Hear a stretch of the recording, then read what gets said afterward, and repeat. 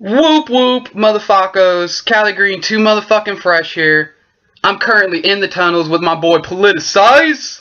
Say what's up, man. Going on, Cal? Yeah, just chilling here in fucking California. It's actually the one day out of, the year where it's cold. It comes every once in a blue moon. I'm actually outside wearing like a coat and not just like, short sleeves. It was raining. But anyways, that's not what we're here to talk about. Today we are here to talk about you and your movement that you currently got going on. So for those motherfuckers out there who don't already know Politicize, why don't you tell us a little bit about yourself? Well, I'm 5'9", 147. I enjoy long walks on the beach with dead bodies around me. And, no. What's going on, motherfuckers? I used to go by the name Political Assassin. Me and Callie, we go a long, long ways. From the Forever 420 mixtapes, from the Stoner Power times. So we've really been on this music tip together for a long time. My brother's been supporting me for quite a while. Right now, my name is Politicize, and the last thing I put out was Codename Assassin. Hell yeah, and we have gone a long way back. I mean, you were one of the first artists that I ever promoted, in the underground. Actually, the very first motherfucker to hit me up, and it was at a time when you just got started. Yeah, it was real fresh, man. Really fresh at the time, like just at the beginning. Hell yeah. So, going from Political Assassin to Politicize, why don't you tell us a little bit about that change? That change happened, I'd say about like a year ago now. And I went from going under Political Assassin, which was a great name. I always felt it was a dope name. But that was kind of the beginning. I was not sure how to put everything out, which direction I wanted to go in. I was working a lot with a lot of the Philly rappers here, trying to get into a scene here. And unfortunately, they're very strict on what they like. So, I wasn't catching the people I did. And once I started changing my stuff around and went by the name Politicize, it seems like a lot of doors opened up. And apart from that, a lot of my skill level went up. After 3 years as Political Assassin, I learned a lot about the music itself. I learned a lot about myself as an artist as to, not only how to write, but stop and break at points, how to shift my pitch in my voice, how to do a lot of things that I wasn't aware of back then. And through all the mistakes I made and, trials and tribulations of going through it, under Politicize, it just became a better day. I had to learn a lot about music. It's not just about you putting out whatever you want, whenever you want. Rather, put out the best material you can and make sure that people are going to feel it. Well, hell yeah. Like we've said, I've followed you since the motherfucking heydays, and I gotta say, you've come way, way, way, way far from where you first started.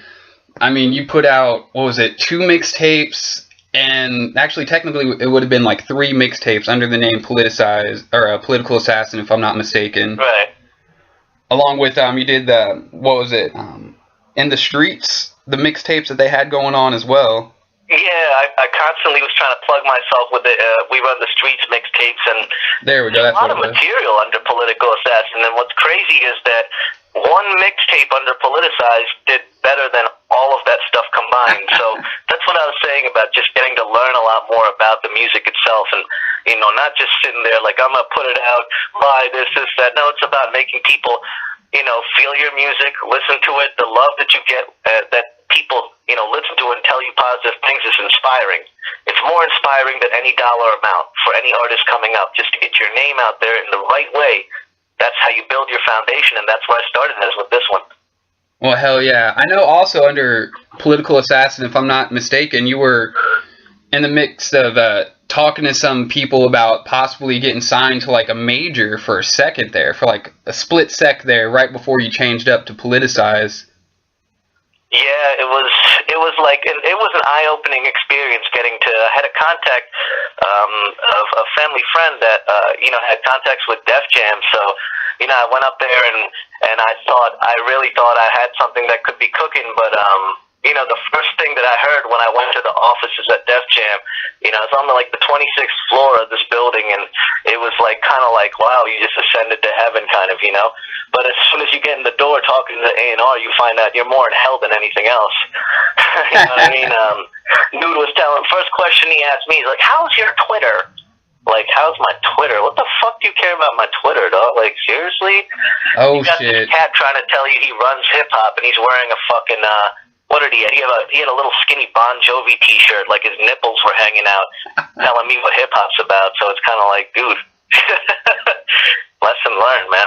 Yeah, definitely an eye-opening experience. You've gotten a lot of love, in the underground, with the most recent mixtape you put out last year titled Codename Assassin. Tell us about that. Codename Assassin was so much fun. It's hard to describe. All the stuff that I seem to put out now, it seems to always come out when I'm recording it and putting it out. There's always some fucked up shit happening in life, my own personal life, and it seems to inspire the music to get better and better. So maybe I should be an angry fuck, because it seems to help sometimes. But yeah, Codename Assassin was a pretty short mixtape. It wasn't an album of any sorts. It was just 9 straight tracks with 2 original beats. One of the beats was with Jason Porter, and it was called Darkness Falls. And I know you guys had that as the first track on your CarnivalSpirits mixtape recently. We did, and it was the perfect opener, I gotta say. It really set the tone for the entire mixtape. Thank you, brother. It was a lot of fun working with Jason Porter, and then, I working with Mars as well. But working with Porter was a little more personal, because after I started working with him on that track, we kind of grew into a closer relationship where, for him to tell me specifically, dude, I believe in your project, that was a solid mixtape. To me, that was that felt like, and, it's like if Shaggy or Violent J came up to you, or Esham came up to you and said, dude, your material's dope. It sets a level of this feeling that's like, wow, I can't believe you would say that about me. Who am I? To be honest, that's how I felt. And all the tracks on there, a lot of them had some good meanings. Hip-hop was literally taking a stab at the industry. Celebutard Killer, I just went after all these fucking celebrities that are only, why the fuck are they even famous? I put a lot of personal experiences in there, and it's just, every song had something to it. It was never just someone rapping to it, and that's the difference between Political Assassin and Politicize. With Political Assassin, I did have some good tracks that had meaning, but at the same time, I felt like, man, I'm just rapping on a beat with this. And whereas now, I feel like I'm making songs, even if those beats are covers. So that's the process that it went through, and it did really well, and I was really happy for all the input I got from people, all the feedback and all the positivity. It was just wonderful. It made my day every day. Well, hell yeah. I mean, let's go into talking about Jason Porter a little bit. You did have the song Darkness Falls with him and Mars, but like you said, you've kind of established, a stronger bond. And, there's a lot of cats out there that don't know who Jason Porter is, so for those motherfuckers who don't know Jason Porter, do your fucking research. You call yourself a fucking juggalo. You should know about the motherfucking Tunnel Runners album, featuring motherfuckers like Mars and Jason Porter and fucking Low-Key. Fucking know about it. He's... Exactly. How you don't know about Jason Porter and call yourself a part of the wicked shit underground scene here is beyond me. I mean, if you don't know about him, then I guess you don't know who Bedlam is minus Prozac, or who L.U. Cypher was, or cats that we all grew up with that got us into this. So, hey, come on, welcome. Because know your history. Cali has just established that. So, you're actually working on a mixtape project that he's going to be fully producing, titled Grimy. Yes. It's going to be a full mixtape with about 15 tracks, and then it's like an actual mixtape where, in between tracks there's going to be, tracks in between the actual songs. So it's like the full mixtape that it gets you through this whole journey of grimy, nasty, dirty shit that we all see in life, but we kind of, ignore, because if we think about it too much, we're going to have to fucking kill somebody or ourselves, one or the other. So, So the mixtape is going to be a full-length mixtape, and it's hosted by Jason Porter. No hosting by some bitch-ass DJ Drama or DJ Clue or DJ Khaled or any of those fruitcakes. This is hosted by yours truly, a sick motherfucker who's established his name in the underground for years and years. You know what I mean? Well, hell yeah, and, you know, perfect motherfucker to produce an album with the title Grimy. Yeah, exactly. It's like, it's that's the thing, like, it works so well around his own persona that it's, you know, it's not too far off from any of who we are. Jason Porter is grimy as fuck, and most of the stuff I talk about is grimy shit. I mean, it's, you know, I talk mostly about negative things that happen to us, whether they be political issues, social issues, and they're grimy as shit, because we all feel it from a day-to-day basis. We all feel the fucking pinch, you know? So it works so well with the mixtape concept. So every track is a concept within itself. Every feature, it works around the concept. So none of these songs are just like a track on a mixtape. Each song has its own original flavor, if I can say. Well, hell yeah. And if I'm not mistaken, he's actually going to be jumping on the title track, you know, Grimy, along with Doc Hollywood Hustle. Yes, sir. I recorded my part last week. We got Doc's verse on there. We got Jason's verse on there. And that's the opening track. That's like the anthem of the mixtape is That's Grimy. And hopefully we should be going to Detroit. Doc should be coming to Philly when we're all going to meet up, me, Doc, and Porter in Detroit, to put down the video, the official video for the mixtape, which will be That's Grimy. And, you know, it's going to be shot in 2 grimy locations, city of Philly, the city of the Murder Mitten. So, doesn't get more grimy than that. So you're actually going to be going out to Detroit, and Porter's going to be meeting you there as well, is what you're saying. Right. From what I understand, Doc is going to come down here to Philly to do his part, and then we're going to take a road trip up to Detroit for me to do my verse there. And also meet up with Jason Porter. And, you know, Detroit's got so many grimy spots. I mean, it's just like a wonderful urban exploration tale in itself. You know, a million spots to film there. Oh, definitely. I mean, like, Detroit is one of those just, like, meccas of grimy, along with, you know, like, Philly and fucking, what is it, Gary, Indiana. Yeah. It's just like, I mean, it's crazy. Like, if you take a picture back of like 40 years ago, I bet those places weren't like that, but it's a whole new story now. So, you know. Oh, Gary's always been just a grimy fucking place.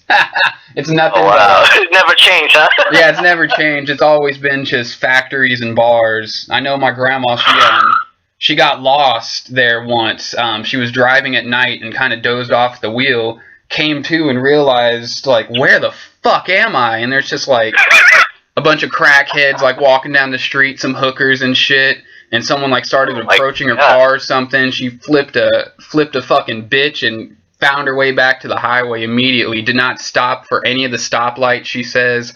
Got the fuck out of there. Yeah. That's like an episode of, what's that, Twilight Zone or something, Stuck in Griminess. Right? That she said that she thought that she had driven right into Escape from New York. Wow.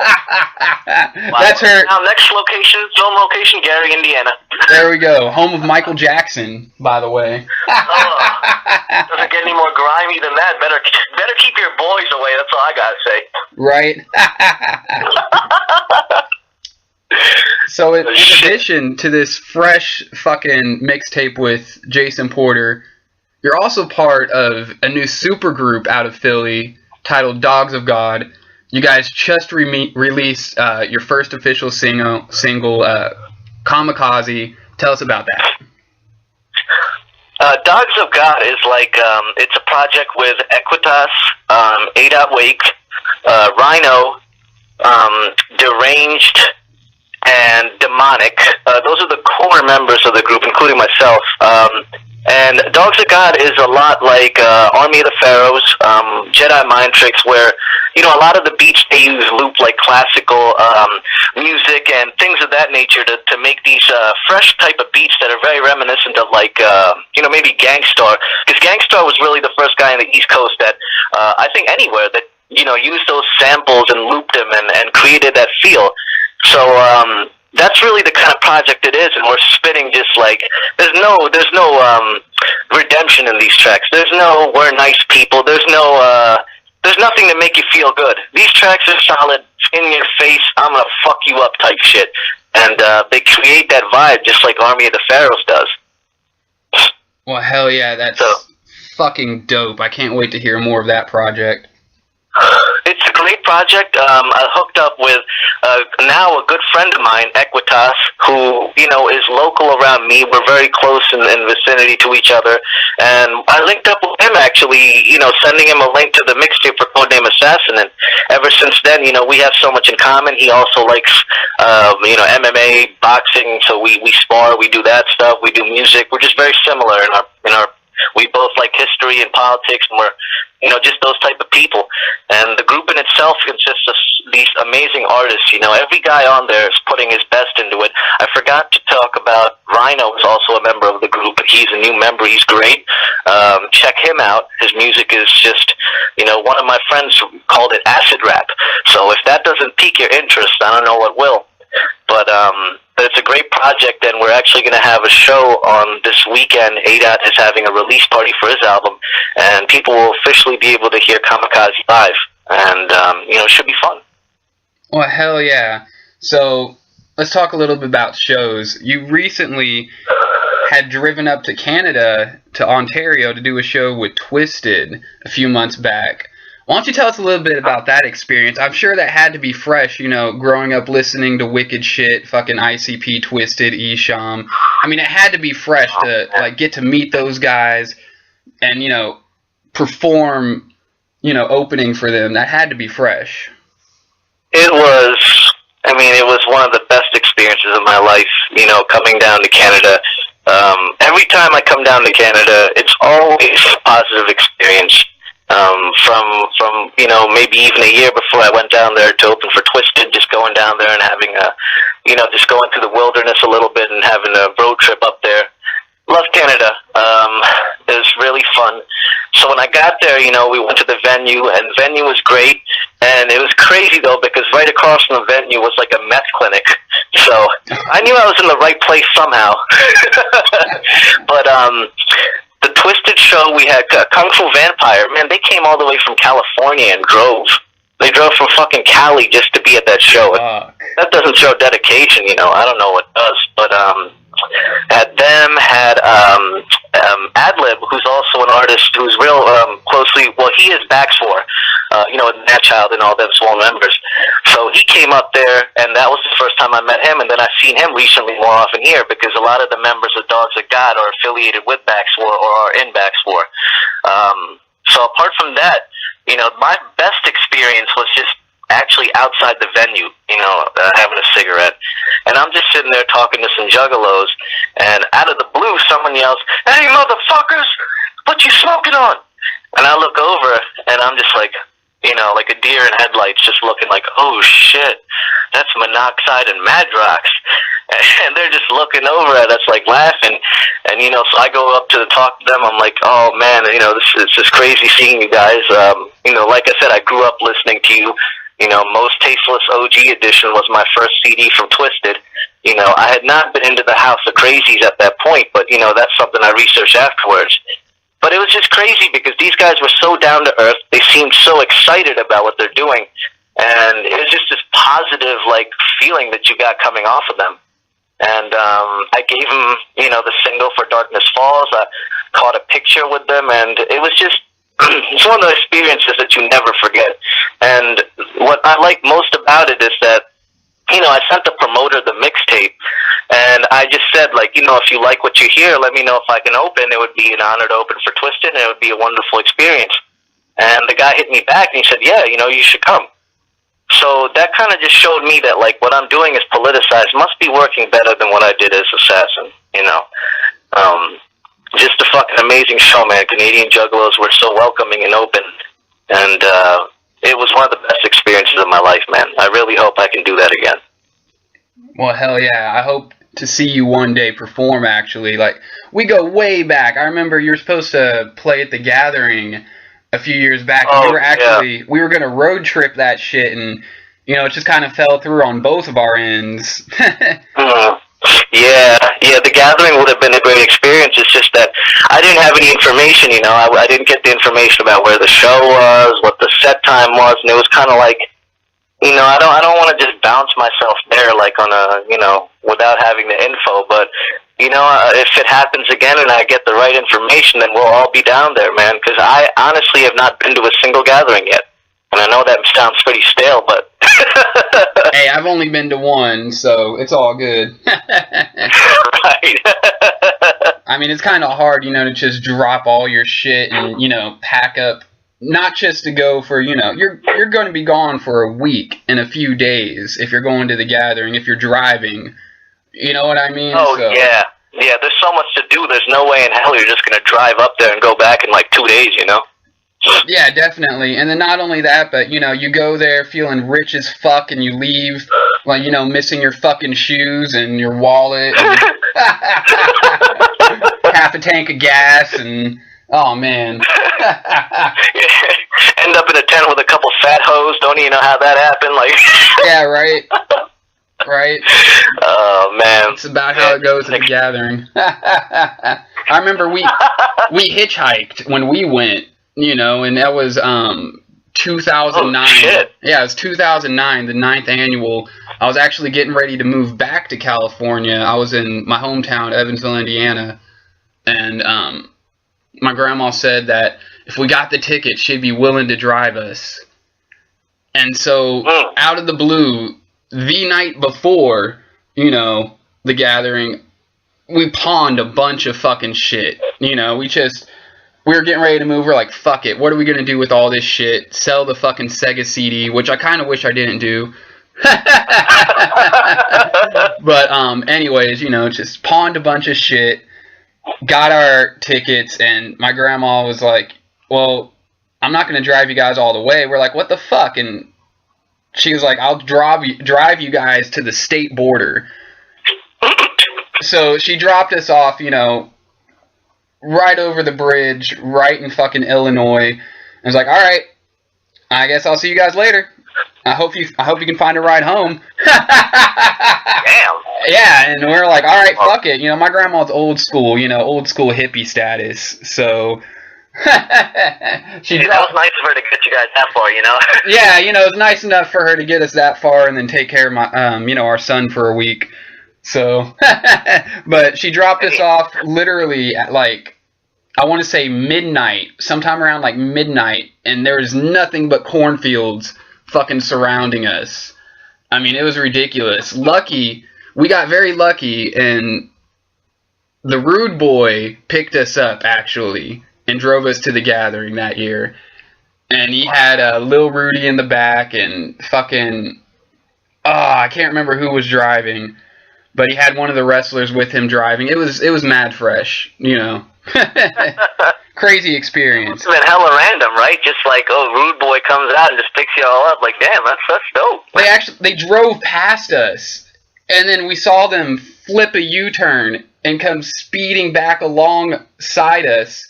And I was holding up like this Hatchet Man like window decal that I had from when I worked at Hot Topic. You know, it was a big fucking Hatchet Man thing.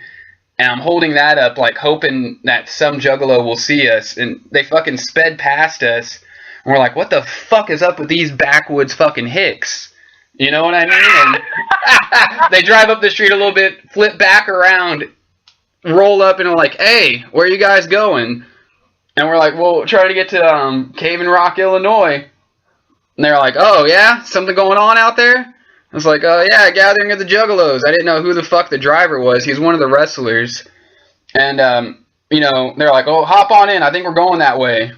So we hop in the car and sitting right there in the passenger seat, the fucking Rude Boy. Like, you know, just jaw-dropping experience. That's Oh, damn, that's pretty much probably like when I saw the Twisted just walk by me that day.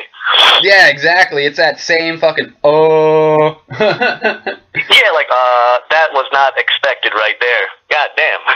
So, on the subject of, juggalos and all that, I'm going to go ahead and ask, when was the first time you ever actually heard Insane Clown Posse?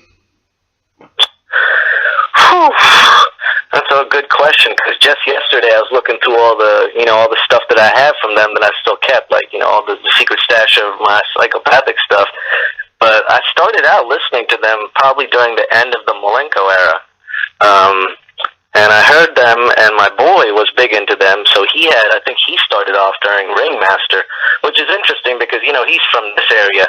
So it's interesting to me how he even got to begin from the Ringmaster era, But I listened to it, and it was just like a classic. It was just one of the best CDs I ever bought in my life. And from then on, I just went to the back catalog, started getting all the old stuff, researched and found out about Isham, and again, then started getting into his stuff and his back catalog. And just fresh, man. That was one of the, best times, I think, to get into ICP as far as juggalos go. Like, now it seems very old, but to get into that era. But like I said, I know there's cats that got into it way before that, Hell yeah. And with this being said, when was your first actual, juggalo experience? Because there's a big difference, in the 90s, being a juggalo, hanging out with your homies, and then actually taking that next step and going to, an event, a concert, and being there with the family. It's a huge step up, totally fucking different. When was the first time you actually went to a juggalo event? Man, first juggalo show has to be the Juggalo Funhouse Super Show. That was just freaking insane. It was awesome. Seeing them live, like you said, is a totally different experience. And I think it's totally different from seeing them, today as well. I mean, you got to see them at that time when Malenko came out. I even remember their website. Like, it was like a 90s website, Callie. It was like, I mean, you probably know too, but it wasn't like a freshly, like, prepared website with all this shit. Like, this was when they were really, like, growing into themselves, and seeing them at the show, it was a true underground experience, And not to say that they aren't that now, but I think that experience is very different from somebody getting into them at this point, Back then, we didn't have shit in Hot Topic or Spencer's or anything. There was no ICP merchandise unless you got it online or at a show. That's where all the good stuff was at. You had to go to the show to grab their stuff. But that first show, the Juggalo Funhouse Super Show, man, it was a great show. I don't even remember who opened. I don't even think I cared because I was, strictly there for ICP. Hell yeah.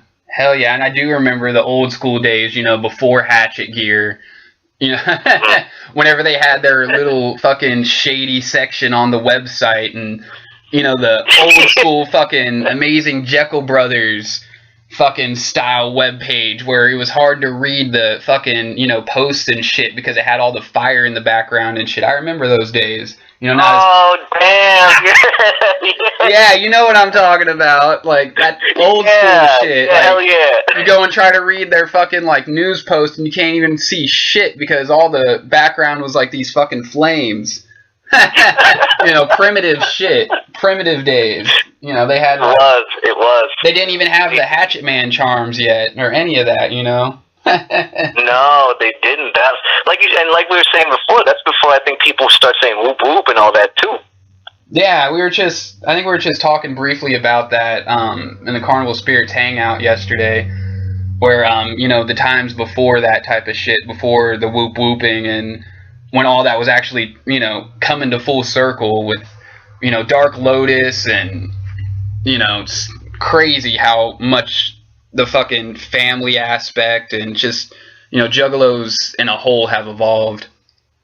Yeah, it grew a lot. I mean, back then, the hottest thing you could get was that shockumentary yep. set, And it came with one of the random fucking Joker's cards, up until that point. Mm-hmm. Mm-hmm. Those were some of the greatest videos too. I don't remember if I have the tape, but it had what videos did it had? It had Hocus Pocus. It had the remix version. It had the regular version. It had How Many Times. It was just freaking dope, man. That really made you feel like it was something special, like you were part of something so different from everything else, you know? Hell yeah, the fucking chicken hunting, and you know, you had their little interview shit where Violent J's talking about, you know, slice a little bit off the cheese and all that. Yeah, and Shaggy's like, yeah, I had so many shoes up my ass, I got endorsed by Converse or something like that. Fuck yeah. My ass kicked so much, I had Reebok. Hell yeah, that was the freshest thing back then. And then seeing, like, you know, Vinny the ICP kid with, you know, the fucking stash of shirts that just no one even knew existed, you know, up until that point. Oh, man. Like, I mean, they had their merch game on. I want to go rob them. Yeah, right? Like, they had their merch game on way before Hatchet Gear. You know, not a lot of people realize that, but, I mean, they had mad merch since way back the heydays. They had more exclusive stuff back then, you know? Like, that's what I loved about it. Like, I'm sure you could find that stuff now, but some of that stuff that was there then is considered rare now, you know? Oh, definitely. You know, most juggalos have held on to that shit and just aren't going to let go, even if they, you know, quote unquote, have dropped the hatchet. Like, you know, you still got those pieces, those treasures that you hold on to. Like, I remember Vinny the ICP kid, Fago Lovers did an interview with him a couple years back, and he had mentioned that he was fortunate enough to have never lost a single piece of merch over all these years. He still has everything he's ever had ICP. Wow. And that's not a strange concept, man, because just the other day I was pulling out one of the other freshest shows I went to was the Amazing Jekyll Brothers tour. Fuck yeah. And before that tour started up, I remember they were here in Philly. They were in a mall downtown called the Gallery, and I was in high school back then. So they had Jay and Shaggy come out in like straitjackets in those like little metal carriers like Hannibal Lecter. And I remember Blaze was there without his makeup. This was pre-Blaze makeup and everything, before the dead man arose. You know, this was like when he was just with Psychopathic putting his work in. And we just saw these guys come from, you know, the front of the door at the mall and pass us all in line. And it's just like, damn, dude. And we're waiting there, and then we finally get in, and we get the autographs from them. And Twisted is in the background, in behind these like this glass case, just looking at you funny and like, you know, just being odd as fuck. And I came up, and you know, I got like autographs from Jay and Shaggy, and Shaggy misspelled my name, and you know, you can still see it on there. It's Farid. He put Farie. And it was just, I still have that. Like, that's a piece of history that no matter what happens, dude, that ain't going nowhere. That's sticking with me until I'm old and fucking dead. That's something you don't forget, you know? Hell fucking yeah. Hell fucking yeah. Well, I'm gonna go ahead and wrap this up, but, you know, is there anything you'd like to say in closing? I'd just like to say thank you to each and every single person that downloaded Codename Assassin. It means the world to me. This music is nothing without the people who listen to it, regardless of whether you're on the bottom of the scale or you're totally on the top of the scale. Every artist should always remember that it's not your ego. It's about the people listening and giving you the gratitude. You know, be happy, feel blessed for what you're doing, and just make your music better and better. This next mixtape, Grimy, it's gonna be coming out soon. Should be coming out during the summer. It's got Jason Porter. It's got Doc Hollywood Hustle. We got Hush from Detroit, Spice One. We got Gilly the Kid. Got Equitas, Black Waltz, Justin Sane, Haunted. So it's just going to be a really good project. And, you know, everybody keep out for it. We're going to have that video for Grimy. And like I said, man, you know, the positive feedback I get, that's what makes me want to keep doing this. Because in our daily lives, we have, you know, as juggalos and underground artists, like, it's not easy. You know, we go through a lot of BS, but this is my most open invitation for everybody to get to know who I am. And I'd like to thank you, Callie, for giving me the interview. Thank CarnivalSpirits, because like I said, man, we've gone so far back, man, you know, and it's a blessing that we're both here doing what we love. Well, hell yeah. You guys can check out Politicize at politicizerise.com. Download that fucking Codename Assassin mixtape. It's fresh. I know a lot of you motherfuckers out there listening right now have already checked out, the Ninjas in Action mixtape, which is featuring the song Darkness Falls. That was originally on, Codename Assassin. But be on the lookout for more fucking music in the works from Politicize. Got that Grimy. You got that Dogs of God. And if I'm not mistaken, you're going to be part of, Ninjas in Action Volume 2 as well, which, we're in the talks of working out some freshness for that. Yes, sir. I'll try to drop some exclusives, try to drop some shout-outs for CarnivalSpirits, and everybody just stay tuned, man. There's a lot of good music coming up, and it's grimy. That's grimy, because it's going to be grimy as fuck. So when you pop that in, you're going to be like, God damn, dude, now I know man, he knows how I feel. This is some shit we're going through. Oh, yeah. You already know I'm pumped for that. I mean, I've been following you since the heydays. I still bump fucking Drinking on the Limca. That's still to this day, motherfucker, I bump that shit. I was actually remix of that sometime, man. I was thinking about it. I was thinking about the remix of that, Me and Shit, gotta get some drunk motherfuckers and some high motherfuckers on that one. Me and Stanky were talking about it, so we were talking about covering it. No lie there. Stanky in the beginning. Hell yeah. But alright. I'm Cali Green 2 Fresh. You guys have tuned in to In the Tunnels with Politicize. Make sure you check out the website, CarnivalSpirits.com. We got a lot of freshness over there. We got some contests going on. For those of you who don't know, check the page, check the contest. There's a picture there. You go to the top of our fucking links. It'll say contest. Click on that. There will be a picture. Take that picture and share it on either Twitter, Facebook, or Instagram with the hashtag Ninjas in Action for your chance to win a copy of Insane Clown Posse's latest album, The Marvelous Missing Link Lost. So we got that coming up. Winner will be announced on April 2nd. So stay tuned, motherfuckers, because we got a lot more shit in store for y'all. It's just the beginning. It's the dawning of a new era, motherfuckers. So, hell yeah, I'm Cali Green 2 Fresh. Always keep it wicked motherfucking fresh. We out.